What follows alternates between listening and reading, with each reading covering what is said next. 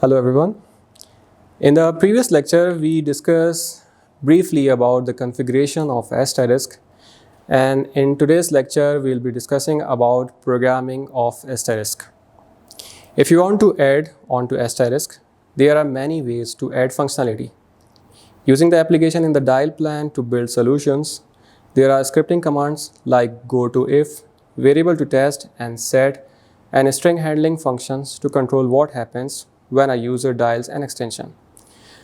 Asterisk AGI, the application interface for extending the dial plan with your functionality in the language you choose.